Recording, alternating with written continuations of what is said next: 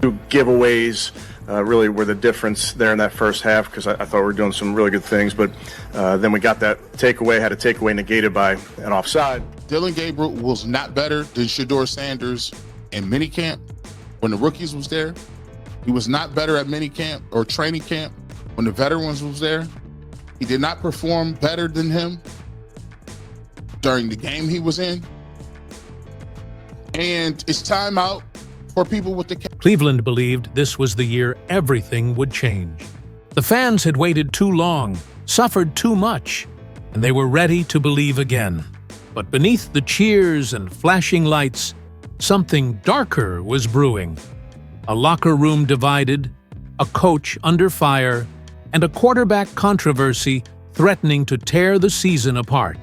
The Browns weren't just fighting for wins anymore. They were fighting for their identity. The night started with fire, the crowd roaring, every hit echoing through the cold Cleveland air like thunder. For a brief moment, hope was alive. The defense attacked, the offense sparked, and it felt like this team had finally found rhythm. But then it happened. The turnover that changed everything. The first fumble rolled helplessly across the turf, and the stadium fell silent. You could feel hearts drop, like hope slipping through fingertips. After the game, Stefanski's words were painfully honest. He admitted the team to had beaten itself. The fumble, the interception, the penalties, they were all self-inflicted wounds. But behind his calm tone was exhaustion. He looked like a man running out of answers. And for the first time all season, fans saw something in their coach they hadn't seen before. Doubt Dillon Gabriel's season had started with promise. He was supposed to be the steady veteran, the calm presence under pressure. But somewhere along the way, that confidence cracked. Every to throw looked forced, every read hesitant. It wasn't just bad football. It was a man unraveling in real time. His arm was strong, but his eyes betrayed him. Fear had replaced focus. He'd lock on to one receiver, ignore open routes, and try to force miracles that weren't there. The pressure had built quietly at first. A few missed throws here, a couple of bad reads there. But in Cleveland, where patience wears thin and passion runs deep, those mistakes don't go unnoticed. Every interception echoed louder than the last. Every fumble became a headline. What was once seen as a minor to slump had become a full-blown to crisis of confidence. On the sidelines, you could see it in his body language. Shoulders slumped, helmet hanging low, eyes searching for answers that just wouldn't come. Even in practice, the cracks began to show. The same player who used to command the huddle with authority now hesitated to speak up. Teammates tried to keep the energy high, but the spark was gone. "He's pressing," one assistant coach reportedly said. "He's trying so hard to prove himself that he's forgetting how to just play." And yet, there were still moments, flashes of what could have been. A perfect sideline throw, a daring scramble under pressure, a touchdown drive that reminded fans why they believed in him to begin with. But just as quickly as hope appeared, it vanished again, undone by mistakes that felt painfully familiar. The rhythm, the trust, the fire, all gone, replaced by doubt. You could feel it in the crowd. Every time Gabriel dropped back, the energy changed. What used to be anticipation had become anxiety. Teammates tried to keep him lifted. Claps on the helmet, nods of reassurance. But even they couldn't fake belief anymore. On the sideline, receivers shook their heads, linemen stared at the ground, coaches whispered. The Browns' offense wasn't just broken, it was disconnected. And while Gabriel struggled, another name began to echo louder each week. Sanders, the rookie with poise to beyond his years, the quiet leader who'd turned heads since training camp. Reporters described his confidence as infectious. Players said when he stepped into the huddle, everyone stood taller. He didn't demand attention. He earned it with precision throws, steady composure, and a calm that spread like wildfire. But no matter how much noise surrounded him, Stefanski wouldn't budge. Week after week, he stood by his starter, repeating the same line. "We believe in Dillon." To the fans, it sounded less like faith and more like fear, a refusal to accept what everyone else could see. The future was waiting on the bench, helmet in hand. Inside the locker room, the tension was growing. Players who once nodded along to the coach's words now exchanged knowing looks. They'd seen what could do in practice: the accuracy, the timing, the spark. They knew he wasn't just another rookie. He was the kind of player who changes everything. But Stefanski wouldn't give him first-team reps. His explanation? Equal development. To fans, that felt like a cover. A coach protecting his veteran at all costs. Then came the whispers.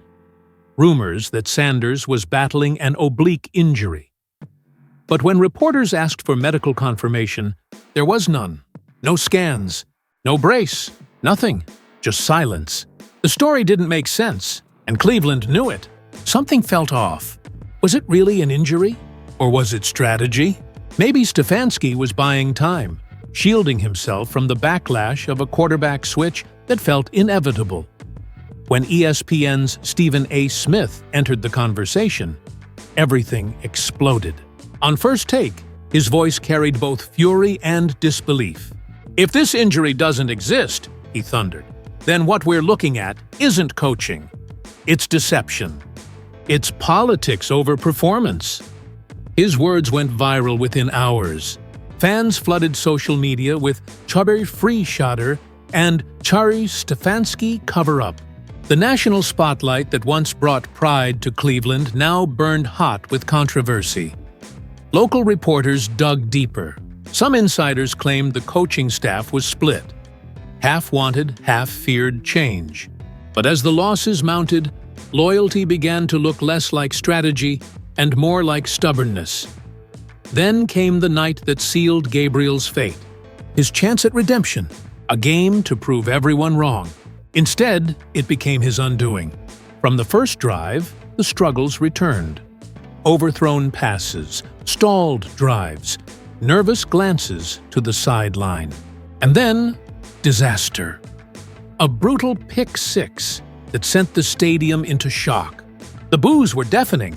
When he walked back to the bench, his head hung low, and even Stefanski's face said it all. The Golden Child experiment was over. But as chaos reigned, Sanders stood on the sideline, helmet clutched, eyes unblinking. He wasn't celebrating, wasn't smirking. He was studying. Every mistake Gabriel made became a lesson. Every failure a roadmap. He was patient, but not passive. His moment was coming, and everyone in the building could feel it. In practices, the shift became undeniable. Players gravitated toward him. The atmosphere changed.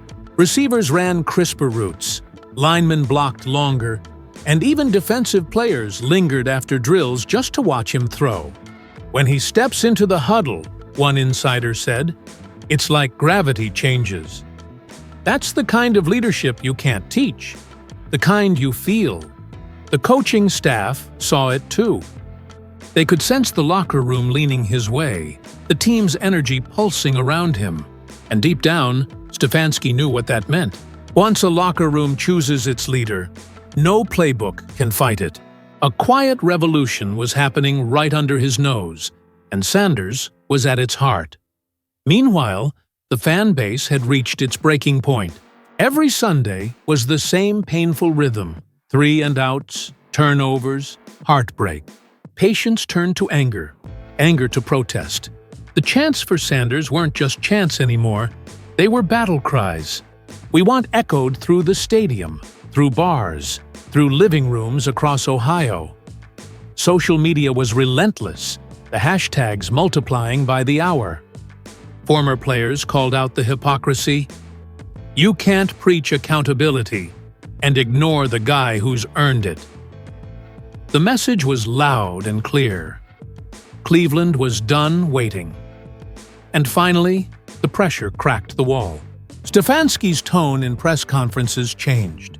Gone was the firm, "Gabriel is our guy." Now it was, "We're evaluating everything." That's coach speak for surrender. Insiders reported that ownership was stepping in, pushing for Sanders to get his shot.